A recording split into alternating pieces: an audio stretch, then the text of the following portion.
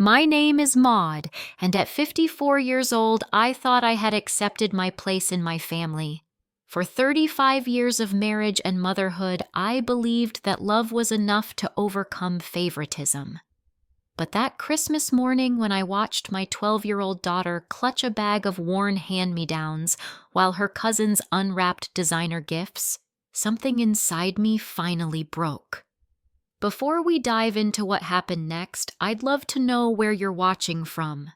If you've ever felt invisible in your own family, go ahead and hit that like button. Subscribe if you want to hear how this story ends, because what my parents didn't know was that this Christmas would be the last one they'd ever control. Now let me take you back to that Christmas morning when everything changed. I grew up in Austin, Texas, in a household that looked perfect from the outside. My father, Harold, worked his way up at an insurance company until retirement, and my mother, Patricia, spent 30 years as a nurse before hanging up her scrubs. We lived in a modest ranch-style home with a white picket fence, the kind of place where neighbors knew each other's names and kids played in the street until dark. But inside those walls, there was always an invisible line drawn between me and my younger sister, Stephanie. From the moment Stephanie was born when I was 6 years old, she became the sun around which our family orbited. I remember being excited about having a baby sister helping Mom pick out pink blankets and tiny socks. What I didn't know then was that I was celebrating my own demotion. Stephanie was beautiful in that effortless way some children are. Blonde curls that caught the light bright blue eyes, a smile that made strangers stop Mom in the grocery store to coo over her. I had mousy brown hair that refused to hold a curl glasses by age 8, and a preference for books over people that my parents found disappointing. As we grew, the differences became more pronounced. Stephanie excelled at sports volleyball especially. She was the star player, the team captain, the girl everyone wanted to be friends with. I excelled at academics, bringing home straight A's and honor roll certificates that Mom would pin to the refrigerator before immediately launching into a story about Stephanie's latest athletic achievement. I still remember my high school graduation. I was valedictorian, the first in my family to earn that honor. We had a simple dinner at a chain restaurant, and Dad gave a brief toast about being proud. 3 years later, when Stephanie got a volleyball scholarship to State University, they threw a party for 60 people with catered food and a banner that read, "Congratulations, Stephanie." I helped hang streamers and tried to ignore the ache in my chest. College took me to a teaching program 2 hours away. I loved learning, loved the idea of shaping young minds. Stephanie's college experience was different. She went to parties, joined a sorority, met Gregory, a business major from a wealthy family. By her junior year, they were engaged. By 22, she was married in a wedding that cost more than my entire college education. I met Paul when I was 24, teaching 2nd grade at a public elementary school. He was a contractor who came to repair the school's aging heating system. He had kind eyes and patient hands, and he thought my love of books was endearing rather than boring. We married 2 years later in a small ceremony at City Hall with 2 witnesses and a bouquet from the farmer's market. Mom seemed relieved I'd found someone, though I overheard her tell a friend, "At least Maud won't be alone." Our daughter Chloe was born when I was 29. She had Paul's dark hair and his quiet thoughtfulness. She was perfect. We had 3 beautiful years together, the 3 of us in our small apartment with secondhand furniture and more love than I'd ever known. Then Paul died. A truck ran a red light on a rainy Tuesday morning. One moment I had a husband, a partner, a future. The next, I was a widow with a 3-year-old daughter and a grief so heavy I could barely breathe. My parents came to the funeral. They sat in the front row and said appropriate things, but within a month life returned to normal for them. Meanwhile, I was drowning, working full-time and raising a toddler alone, crying myself to sleep every night in a bed that felt too big. Stephanie by then was living her perfect life. Gregory had started his own real estate development company. They bought a 4,000-square-foot house in the nicest neighborhood in Austin. They had Aiden first, then Harper 2 years later. My parents were besotted with those children in a way they'd never been with Chloe. I noticed it first at Aiden's 3rd birthday party. Mom and Dad had rented a bouncy castle and hired a clown. When Chloe turned 3, we had cupcakes at my apartment, and Mom brought a stuffed animal she'd picked up at a discount store. I told myself it was fine that Stephanie and Gregory had more money to contribute, that my parents were just supplementing. But the pattern continued year after year, growing more obvious and more painful. When Aiden started kindergarten, Mom and Dad bought him a new backpack lunchbox and a tablet for educational games. When Chloe started school, they gave her Aiden's old backpack with his name crossed out in marker. She used it without complaint, and I hated that she'd already learned not to expect more. The favoritism extended to every holiday, every milestone, every family gathering. Aiden and Harper got the newest toys, the best clothes, trips to amusement parks, and special outings with Grandma and Grandpa. Chloe got generic gifts, occasional hand-me-downs, and a pat on the head. I tried to talk to my parents about it once, carefully, gently. Mom waved me off. "You're being too sensitive, Maud. We love all our grandchildren the same." But love? I was learning could be conditional, and apparently their conditions included being Stephanie's child rather than mine. By the time Chloe turned 12, she'd stopped asking why her cousins got better gifts. She'd stopped mentioning the trips Aiden and Harper took with our parents to the zoo, to the science museum, to the beach. She'd learned to make herself small, to expect little, to be grateful for scraps. And watching my bright, kind, wonderful daughter shrink herself to fit their neglect was breaking my heart in ways I didn't know how to fix. December arrived with its usual fanfare in Texas. The weather turned crisp, Christmas lights went up in every neighborhood, and radio stations switched to 24-hour holiday music. Chloe and I had our own traditions, just the two of us. We'd make hot chocolate and watch old movies, bake cookies that usually came out slightly burned, decorate our small apartment tree with ornaments we'd collected over the years. This year, Chloe seemed more excited than usual. At 12, she was at that age where childhood wonder was fading, but not quite gone. She'd made Christmas cards at school for everyone in the family, carefully decorating each one with glitter and stickers. The one for her grandparents had taken her an entire afternoon. "Do you think Grandma will like it?" she asked me, holding up the card covered in hand-drawn snowflakes. "She'll love it, sweetheart." I told her, hoping I wasn't lying. I'd been saving money for months, tucking away $10 or $20 from each paycheck. By mid-December, I had enough to buy Chloe a warm winter coat she desperately needed, her current one too small and worn thin at the elbows. I also bought her the complete set of fantasy novels she'd been wanting, checking them out from the library 3 times already. For Aiden and Harper, I bought educational games within my budget, nothing fancy but thoughtful.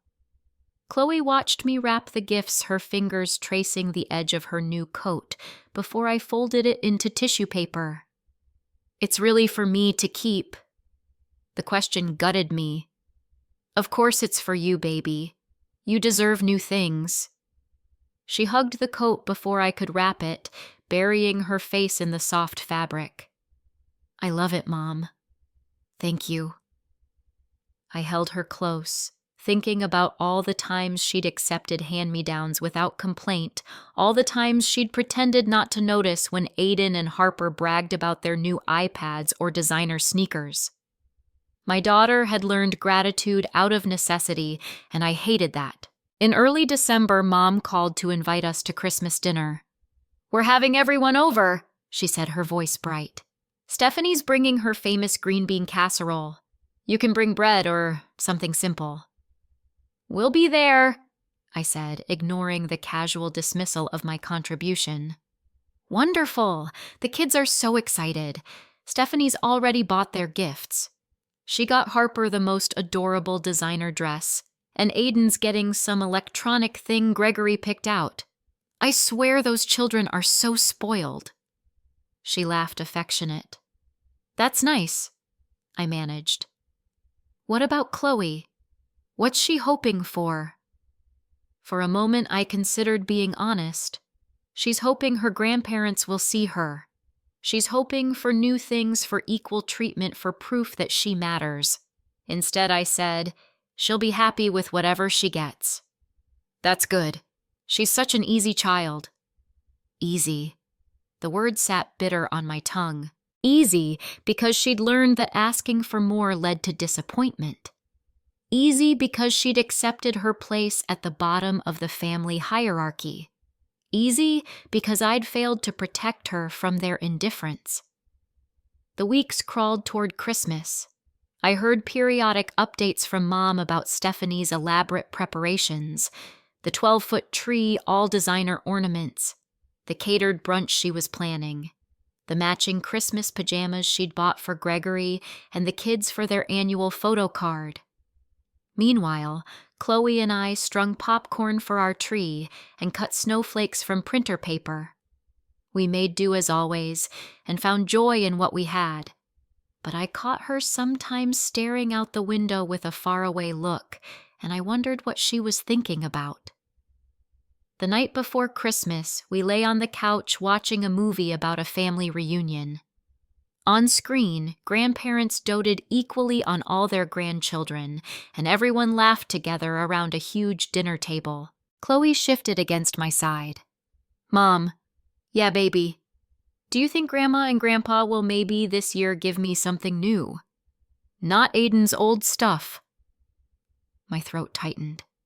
I'd been hoping the same thing, praying that somehow this year would be different. I don't know, sweetheart, but remember what matters most is that we have each other. She nodded against my shoulder, but I felt the tension in her small body. She was hoping despite everything, and I'd let her hope, even though I should have known better. That night after Chloe fell asleep, I sat in the dark living room and made a decision. If my parents hurt her again tomorrow, if they showed her once more that she was less than, I would do something. I didn't know what yet, but I couldn't keep watching them break my daughter's spirit piece by piece. I called Mom the week before Christmas, gathering my courage. Mom, I wanted to talk to you about the gifts this year. What about them? Chloe's really looking forward to Christmas with you and Dad. She's been making cards and talking about it for weeks. That's sweet. I took a breath. Maybe this year could you make it special for her? Something new just for her. There was a pause. We always make it special, Maud. I mean something equal to what Aiden and Harper get. Something that shows you see her. I don't know what you're implying, but we treat all our grandchildren fairly. Do you, though? Her voice cooled. I think you're being ungrateful.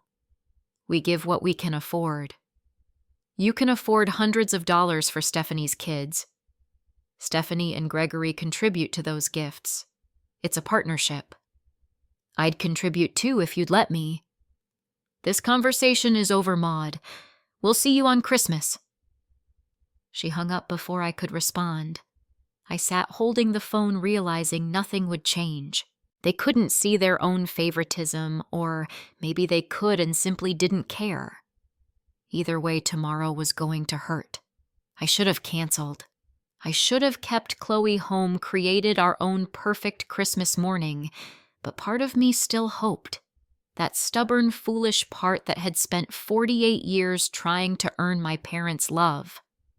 So on Christmas morning, I dressed Chloe in the nicest dress she owned, one I'd sewn myself from fabric remnants. I braided her hair and told her she looked beautiful. We loaded our small gifts into the car and drove across town to my parents' house toward a day that would change everything. The house looked like something from a holiday catalog. White lights outlined every edge of the roof, a massive wreath hung on the front door, and through the windows I could see the enormous tree glittering with ornaments. Stephanie's Mercedes was already in the driveway, polished to a shine. Chloe clutched her handmade cards as we walked to the door. I could feel her nervousness, her hope, and I wanted to scoop her up and drive away. But before I could act on the impulse, the door swung open. "Stephanie, my beautiful daughter." Mom pulled my sister into a hug, practically glowing. Stephanie looked perfect as always. Her blonde hair fell in soft waves. Her cashmere sweater probably cost more than my monthly grocery budget, and her smile was camera-ready. She hugged Mom back, laughing about something before noticing us on the porch. "Oh, you're here too. Come in, come in. It's freezing." Mom finally looked at me. "Maud, good you made it." Her tone suggested she'd been hoping otherwise. We stepped inside. The house smelled like cinnamon and pine. In the living room, Dad sat in his recliner, Gregory beside him on the couch. They were deep in conversation about business golf things Gregory knew about, and I didn't. Aiden and Harper ran past, chasing each other. Aiden wore a brand new sweater with a designer logo, and Harper's dress looked like something from a boutique window. They barely glanced at Chloe. My daughter approached her grandparents carefully. "Merry Christmas, Grandma." "Grandpa." Mom patted her head absently. "Merry Christmas, dear." Already her attention had returned to Stephanie, who was describing their recent vacation. Dad looked over. "Morning, Chloe. Morning, Maud." That was it. No warm hugs, no excitement at seeing us. We were an afterthought, space fillers in the family portrait. Chloe handed her grandmother the card she'd made. Mom opened it, glanced at the glitter snowflakes and carefully written message, and set it aside. "How lovely. You can put it with the others on the table." I watched my daughter's face fall just slightly before she carefully schooled her expression back to neutral. That small moment of practiced disappointment nearly broke me. Breakfast was served in the dining room, a spread that must have taken hours to prepare. Pancakes, eggs, bacon, fruit pastries. We all sat around the table, and I tried to ignore how Stephanie held court, regaling everyone with stories while I sat silent. "The ski resort was absolutely stunning," Stephanie gushed. "Gregory booked us this incredible chalet. The kids took lessons and they're already skiing blue runs." "How wonderful," Mom beamed. "You must show us the photos after breakfast." Aiden jumped in. "I went down the big hill and didn't fall once." Harper added, "My instructor said I'm a natural." Dad chuckled. "That's my grandkids. Athletic just like their mother." I cleared my throat. "Chloe got straight A's this semester. All advanced classes." Mom nodded. "That's nice, dear." Then immediately turned back to Stephanie. "Tell us more about the chalet. How many bedrooms?" And just like that, Chloe's achievement was dismissed. She stared down at her plate, pushing eggs around with her fork. Under the table, I found her hand and squeezed. She squeezed back but didn't look up. After breakfast, we moved to the living room for presents. The tree dominated the space gifts piled underneath in elaborate wrapping. Aiden and Harper bounced with excitement. Chloe sat quietly on the edge of the couch, hands folded in her lap. Dad played Santa, pulling gifts from under the tree and calling out names. "Aiden, this one's for you." Aiden tore into the paper, revealing the latest iPad model. His eyes went huge. "Wow. Thanks, Grandpa, Grandma." Mom clasped her hands together. "We knew you'd love it. You're so smart with technology." Harper was next. Dad handed her a large box wrapped in silver paper. She opened it to reveal an entire outfit from a high-end children's boutique. A dress matching cardigan tights shoes. Everything coordinated, everything expensive. Harper squealed and held up the dress. "It's so pretty, can I wear it right now?" "Of course, sweetheart," Mom said. "Only the best for my grandbabies." I felt Chloe tense beside me. Her hands gripped her dress, wrinkling the fabric. I put my arm around her shoulders, trying to telegraph comfort, protection, love. Anything to shield her from what I knew was coming. Dad reached under the tree again and pulled out a large plastic shopping bag. Not wrapped. Not even a gift bag with tissue paper. Just a plain grocery store bag, wrinkled and reused. "Chloe, this is for you." My daughter stood slowly and took the bag. It was heavy, awkward. She carried it back to the couch and looked inside. I already knew. I could see it in the way the bag sagged in the familiar patterns visible through the plastic. But Chloe pulled out the contents anyway, piece by piece. Harper's old clothes. Things I'd seen the girl wear last year, maybe even the year before. A sweater with a small stain on the sleeve. Jeans with worn knees. A jacket with a broken zipper. All of it used, faded, outgrown. Chloe held up the sweater and I saw her hands trembling. She looked at her grandparents' confusion and hurt warring on her young face. Mom smiled, oblivious or uncaring. "Those are Harper's old things. They're still perfectly good. No sense letting them go to waste." Dad chuckled, leaning back in his chair. "New clothes are a luxury, Chloe. You should be grateful." "These suit her better anyway," Mom added. "No need to waste money on expensive new things." The room felt frozen. Stephanie pretended to be fascinated by her phone. Gregory studied the ceiling. Aiden and Harper had already lost interest playing with their new gifts. And Chloe sat there surrounded by hand-me-downs while her cousins enjoyed designer goods, trying so hard not to cry. Her fingers clutched the worn fabric of that stained sweater, and her voice came out small and strained. "Thank you, Grandma. Grandpa." Something inside me shattered.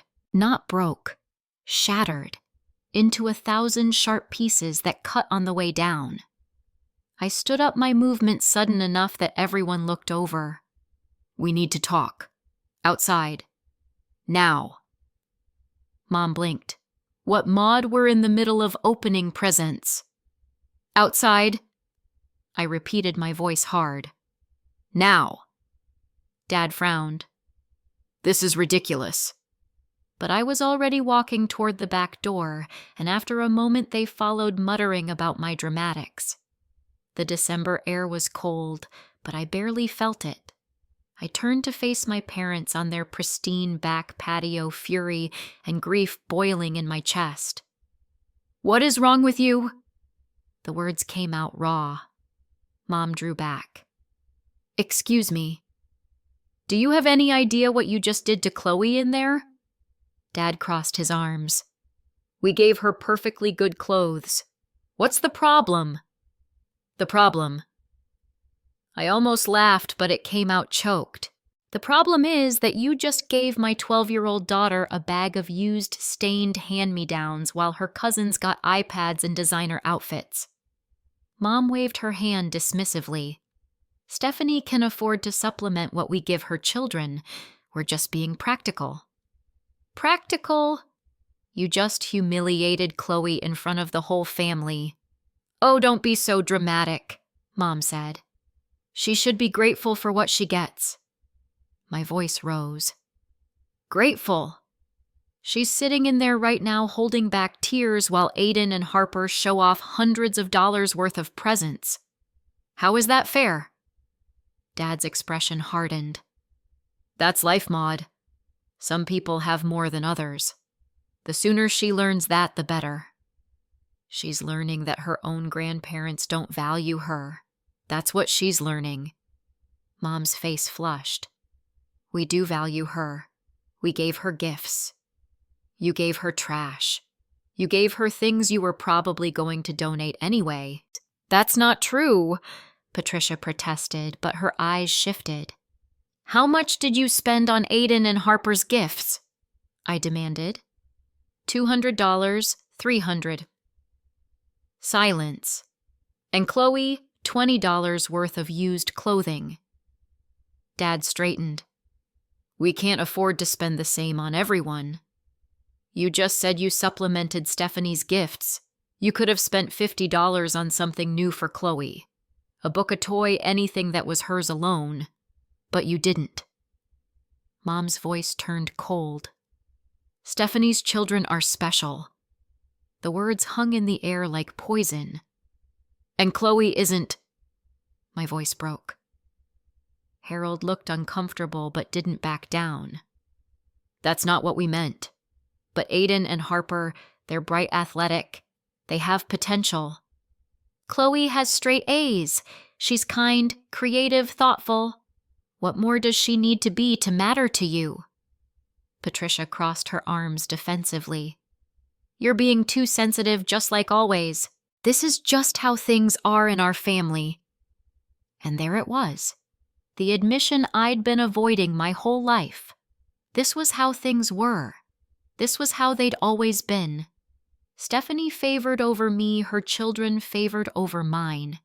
A hierarchy they'd established and saw no reason to question.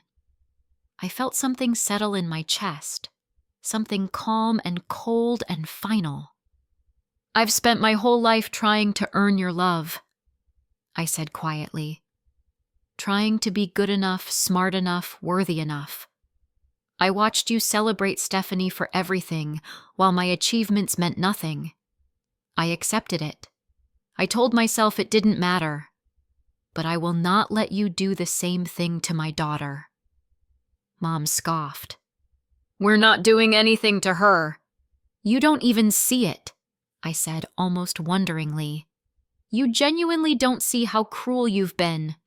Cruel? Dad's voice rose. We've been nothing but generous. You've been devastating. And I'm done.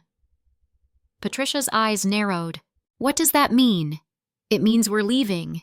It means you don't get to hurt Chloe anymore. You're overreacting, Mom said. Come back inside, apologize for this scene, and we'll finish Christmas like a normal family. I looked at her, really looked at her, and saw a woman who would never change, who would never see me or my daughter as worthy of her full love. Goodbye, Mom. Dad. Don't call us. I turned and walked back into the house, my heart pounding but my mind clear. Chloe still sat on the couch, the bag of hand-me-downs at her feet. She looked up as I entered, her eyes red-rimmed but dry. She'd learned young not to cry in front of them. I crossed to her and held out my hand. We're going home, sweetheart. But Mom, she started. Trust me. We're leaving. Stephanie stood up. What's happening? I looked at my sister, who'd benefited from our parents' favoritism her entire life and never once questioned it. I'm taking my daughter away from people who don't value her. That's not true, Stephanie protested weakly. We're family. Family doesn't treat each other like this. I gathered our coats, the gifts I'd brought, still sitting unwrapped under the tree. I didn't care anymore. Mom and Dad rushed back in. Maud, stop this nonsense, Patricia demanded. I picked up the bag of hand-me-downs and held it out to her. Keep these. Give them to someone who doesn't have a grandmother, who should know better. Dad stepped forward. You're being ridiculous. If you leave now, don't expect us to forgive this. I almost laughed. I don't need your forgiveness. I need you to apologize to Chloe, but you won't, will you? Silence. I took Chloe's hand. She stood confused and frightened but trusting me. We walked to the door together. Behind us, Mom called out, You're going to regret this, Maud. You're ruining Christmas. I paused at the threshold and looked back one last time. You ruined it the moment you handed my daughter a bag of trash and called it a gift. Then we left walking through the perfect Christmas card house and out into the cold December morning. In the car, Chloe finally broke. Great heaving sobs that shook her small frame. I pulled over 2 blocks from my parents' house, unable to drive through my own tears, and climbed into the back seat with her. "Did I do something wrong?" she gasped between sobs. "No, baby. No, no, no." I pulled her into my lap like she was tiny again. "You did nothing wrong. Then why don't they love me like they love Aiden and Harper?" The question stabbed straight through me. "I don't know, sweetheart, but it's not your fault. It's theirs." "What's wrong with me?" "Nothing.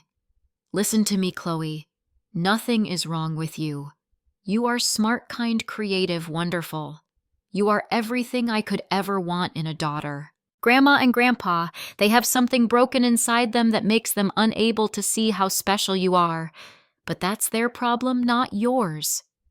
She cried harder, and I held her, rocking slightly, whispering reassurances and letting my own tears fall into her hair.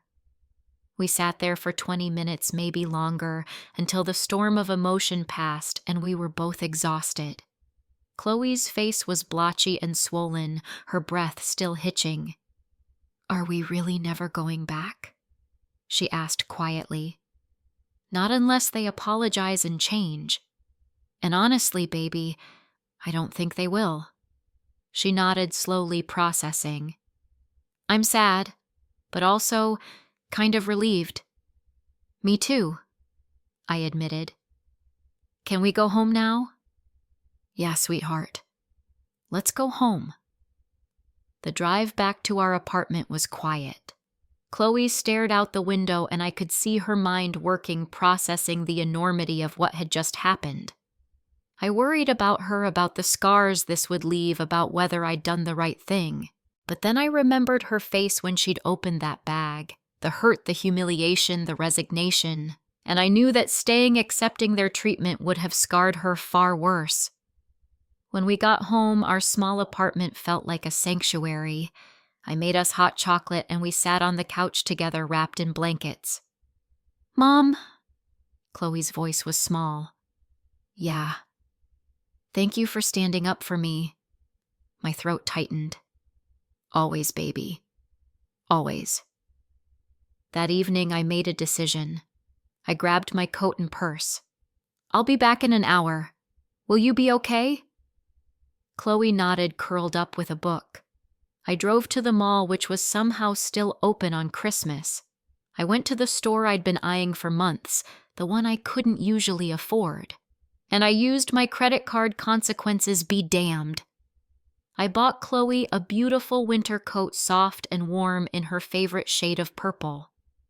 I bought her new boots, fuzzy and practical. I bought her the art supplies she'd been wanting, the advanced set with real brushes and quality paints. I bought her the novel series everyone at school was reading. When I got home, arms full of bags with real gift wrap, Chloe looked up in surprise. "What's all this Christmas?" I said simply. "Our Christmas." Her eyes widened as I handed her each gift. She opened them slowly, reverently. When she got to the coat, she put it on immediately and spun around. "It's mine. Really mine. New. Really yours. New." She launched herself at me, hugging me so hard I lost my balance. "I love it. I love everything. Thank you, Mom." We spent the rest of Christmas evening creating our own traditions. We cooked dinner together, just simple pasta and salad, but we made it fun.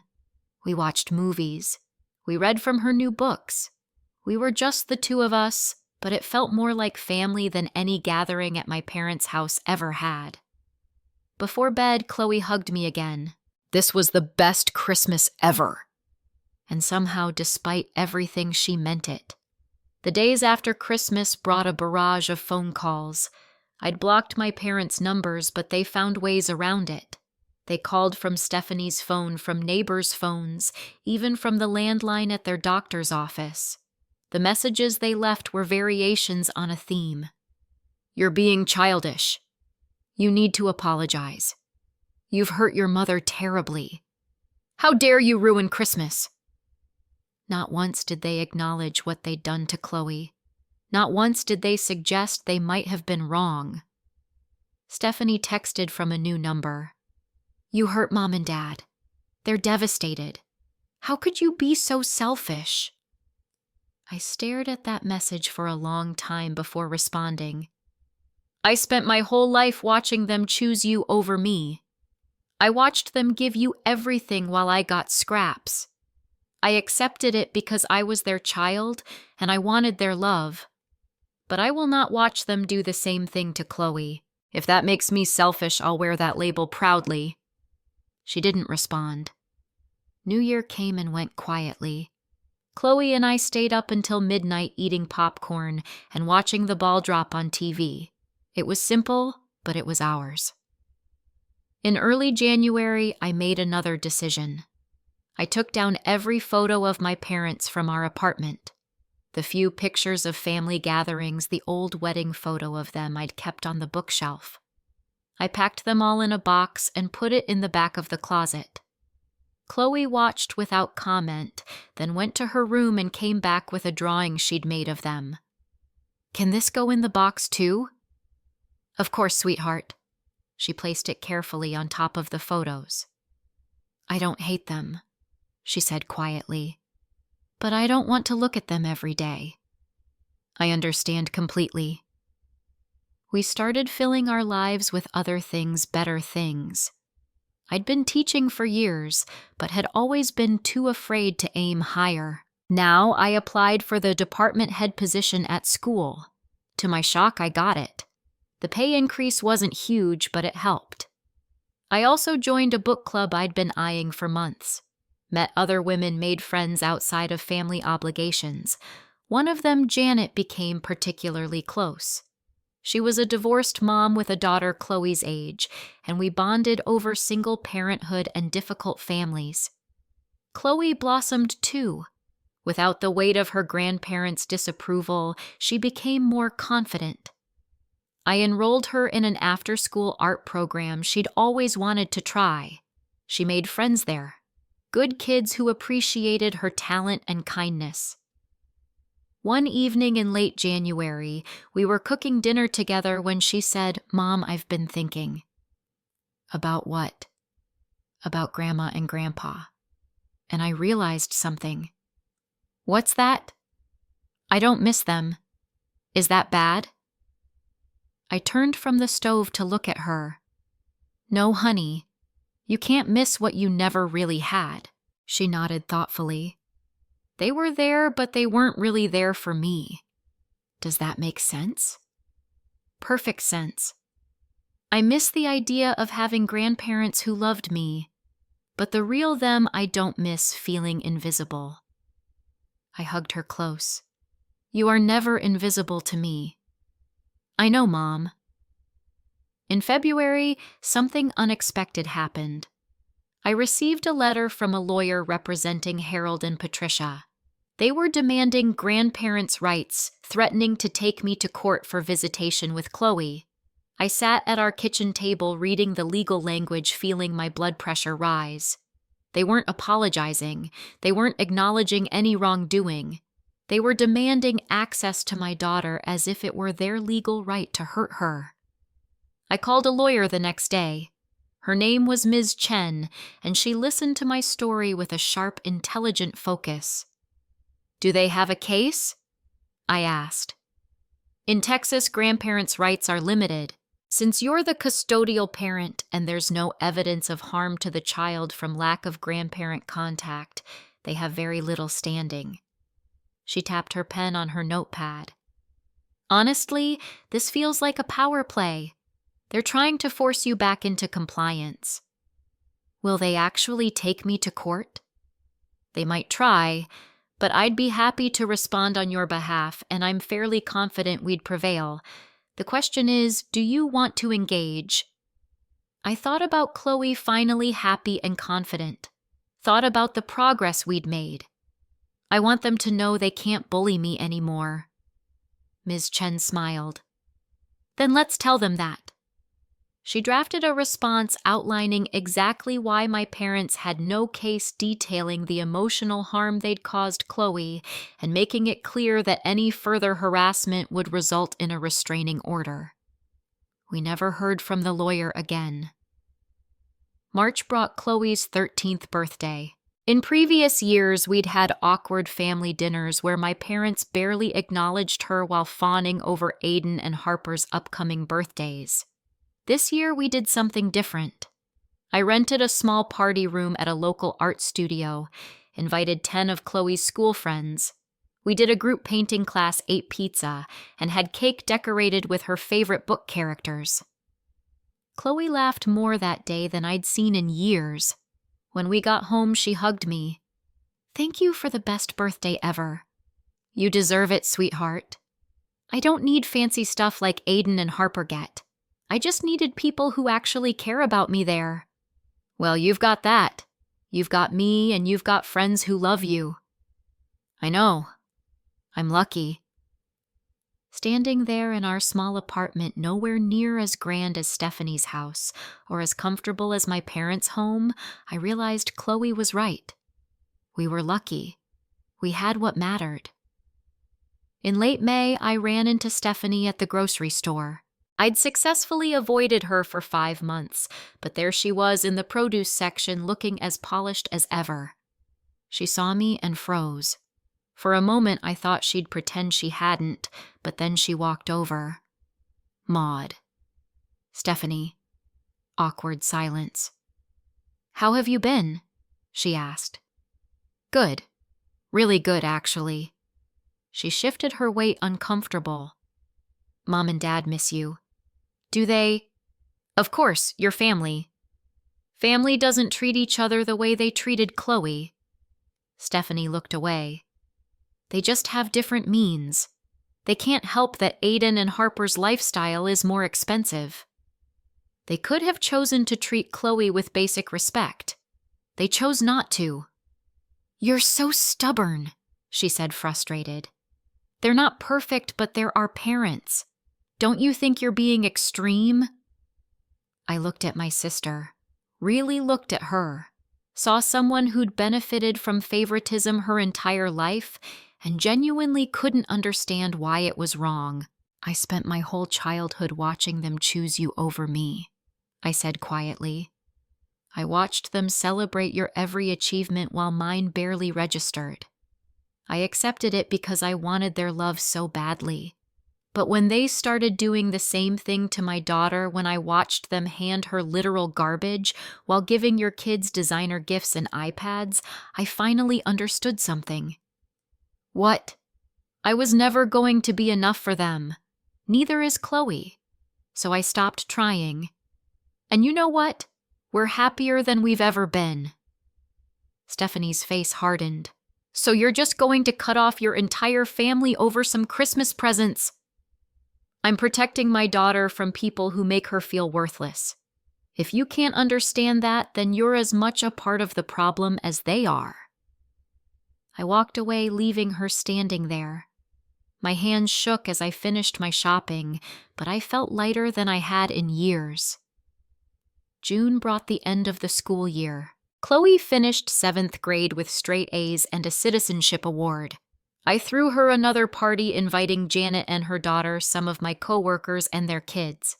We had a backyard barbecue at Janet's house, nothing fancy but full of laughter and genuine affection. Watching Chloe play with the other kids confident and happy, I knew I'd made the right choice. That night as we drove home, she said, "Mom, can I ask you something?" "Anything." "Do you think Grandma and Grandpa will ever change?" I considered lying, giving her false hope. But she deserved honesty. "No, sweetie, I don't think they will." That's what I thought too. She was quiet for a moment. I'm not sad about it anymore.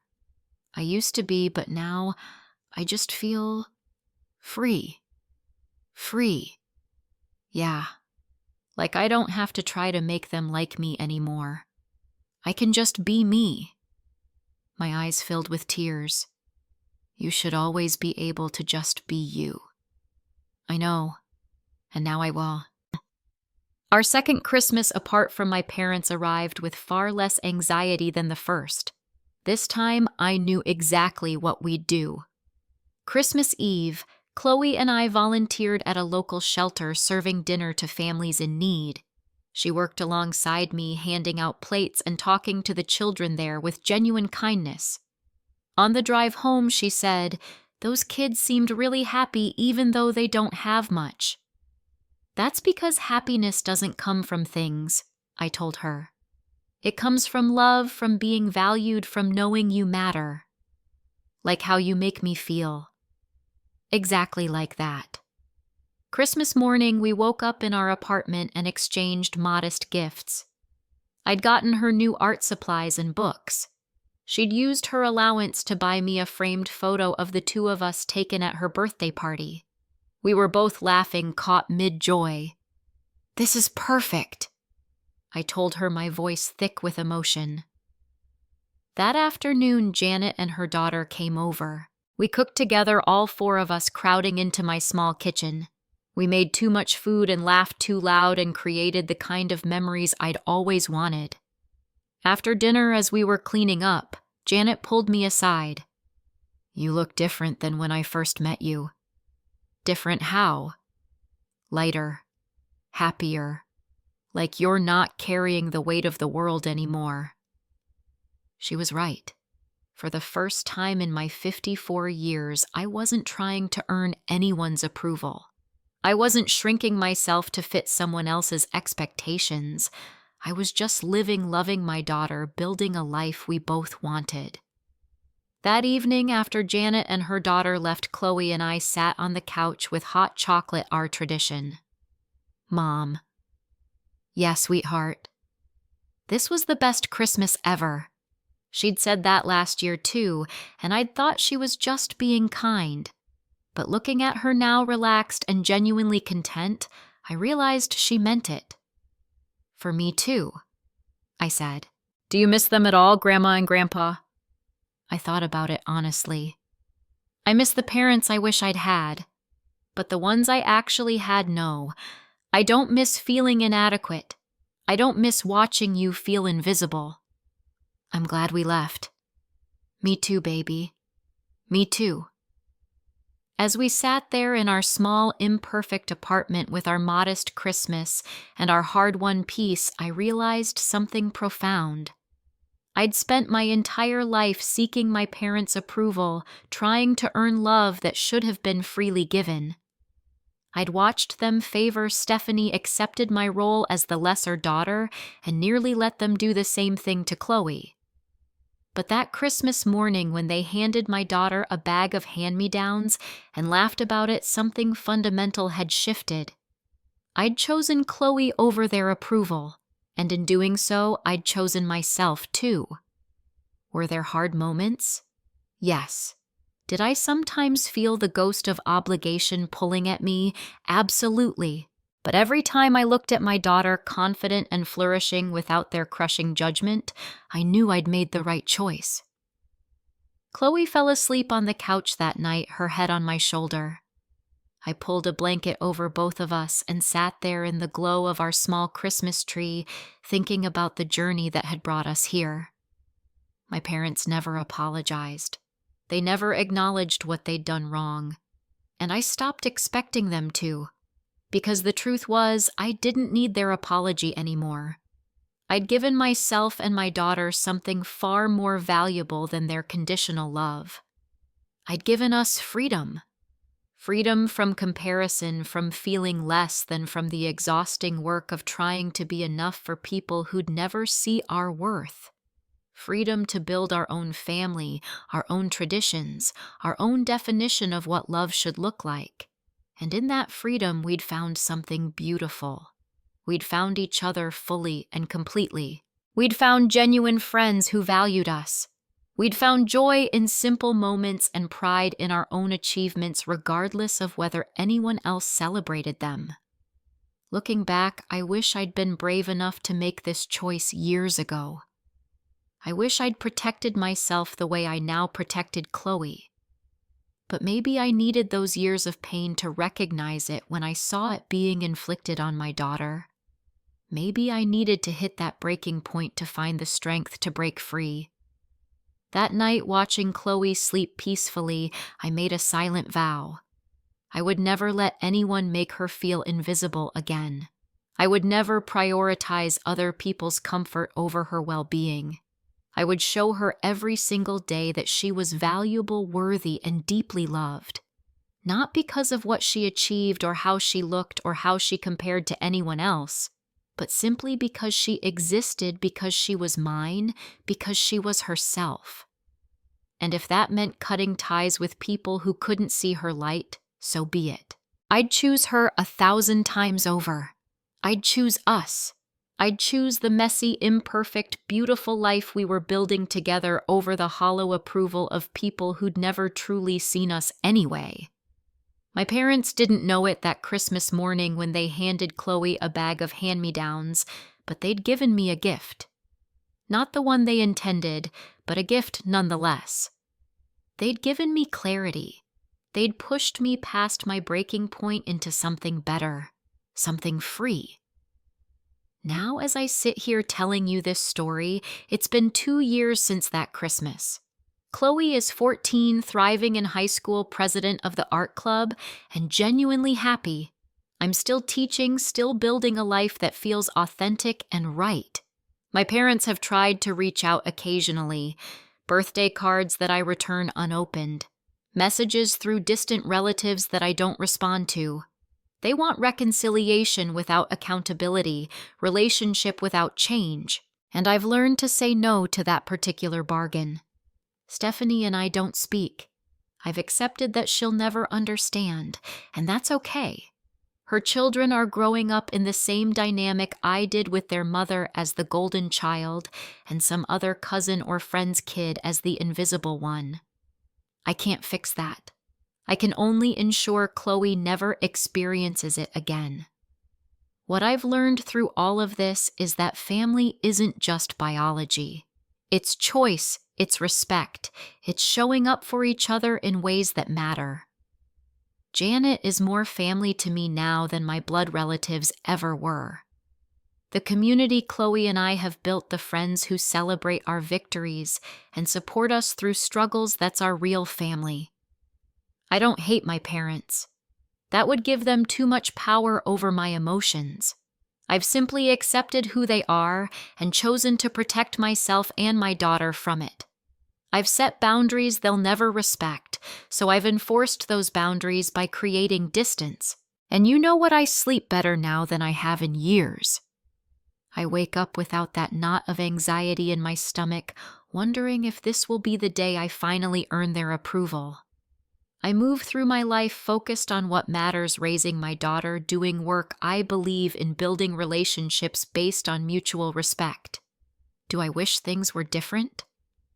Sometimes. On holidays, on Chloe's big moments, there's a twinge of sadness for what could have been. But I've learned to mourn the parents I wish I'd had while accepting the ones I actually got. And more importantly, I've learned to celebrate the life I'm actually living rather than grieving for some perfect family that never existed. Chloe recently told me she's writing a college essay about that Christmas morning, about the moment she realized her worth wasn't determined by other people's treatment of her, about learning to set boundaries and choose herself. I cried when she read it to me, proud beyond measure of the strong, self-aware young woman she's becoming. She's learned lessons I wish I'd learned at her age. She knows her value. She understands that love without respect isn't really love. She's seen that sometimes the bravest thing you can do is walk away from people who hurt you, even if they're family. Those are lessons I learned too late at 52 years old on a Christmas morning when I watched my daughter clutch a bag of worn hand-me-downs while her cousins paraded their expensive gifts. But I learned them. And in learning them and finally choosing my daughter and myself over the impossible task of earning conditional love, I found something I'd been searching for my entire life: peace, freedom, the quiet joy of living authentically, the simple pleasure of a life built on my own terms, free from the crushing weight of other people's judgment. My parents didn't know it when they handed Chloe that bag, but they gave me the final push I needed to break free. And while the method was cruel, the result has been beautiful. So here's what I want you to take away from my story. If you're in a relationship, any relationship where you're constantly trying to prove your worth, where love comes with conditions and comparisons, where you're made to feel less than you have permission to walk away, even if it's family, especially if it's family, you deserve people who see you, who value you, who treat you with basic respect and kindness. You deserve to be more than an afterthought, more than someone's backup plan, more than acceptable when the favorite isn't available. And if you have children, protect them from people who can't love them fully and equally.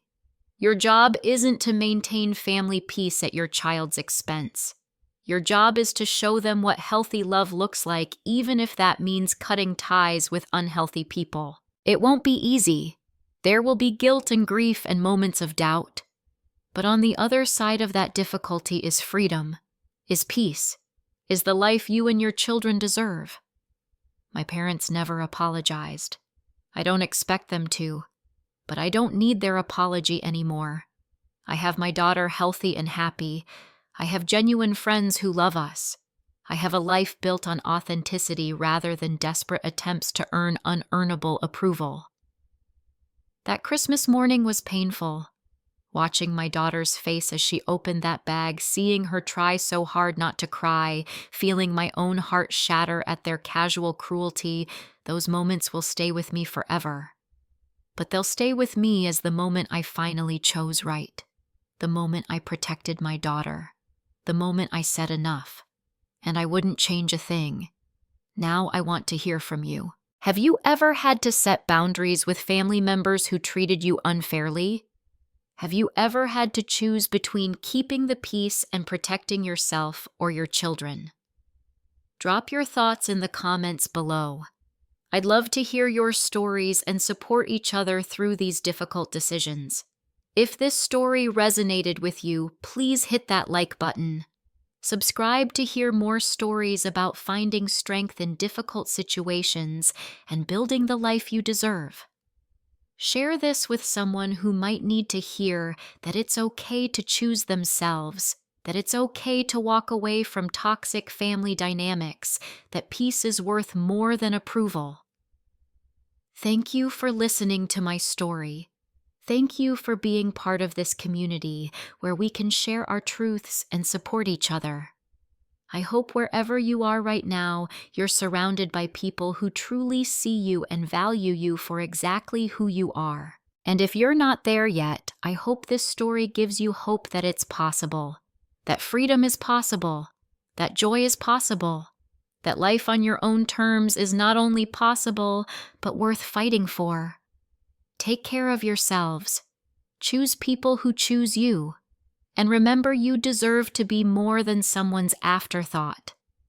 Until next time, may you find the courage to choose yourself and the peace that comes from living authentically.